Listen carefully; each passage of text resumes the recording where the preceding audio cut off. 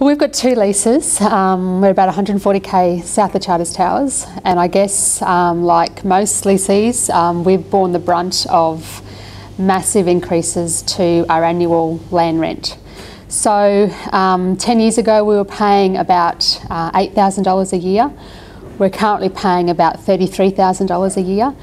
And by 2017, when the government caps removed, we could be paying somewhere between $50,000 to $80,000 a year on current valuations. So it's been a significant cost to our business. Land values used to be reflective of income off that land, and since about 2004 there's been a huge spike in land values, and so that means that land values have tracked ahead of income streams from those properties. So no longer is it true that the price paid is reflective of what you can earn off those properties. So we've worn that increase, and I guess it should be noted that when purchasing a property, people are actually buying that lease and they're paying equivalent freehold values. People are not only paying rent, but they're wearing the capital cost of buying that lease. We expected the state government, the new state government, the LNP government, to come in and fix a lot of this crazy stuff that was done by the previous state government. And sadly, the more I see it, I don't know whether it's Treasury suddenly thought, geez, this is a great money grab, this leasehold rental stuff, let's just keep it going. I mean, that's really sad, because unless they start righting some of the wrongs of the previous government, what's the point?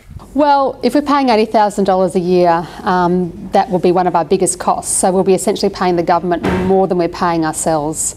That'll be somewhere between 10 to 20% of our annual income will go to paying land rent. So it has a huge impact on our profitability, but not only that, that's $80,000 that we're not investing back into our business. So it's $80,000 we're not spending in our local community. It's $80,000 that we're not spending on employing someone.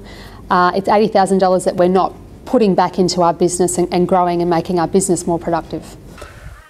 And I guess, look, we're here to produce food. Like, if you've ever been a bit hungry, it's pretty important that we run sustainable businesses. And if we make an extra few dollars, it never goes away. It's always invested back in the properties and back in the communities. So if we simply said that everyone that's not making a dollar in an industry that overall is struggling, because we haven't seen boom times, we've been at the bumping along at the bottom right through the resources boom and the real estate boom and all the other booms, but we are producing food, and we're keeping this country open, we're keeping the businesses open, we're keeping the kids in the school.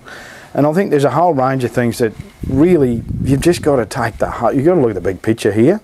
And we need to get back to some sort of a rental that is fair, and people can actually make a dollar at the end of the day and run a good viable business.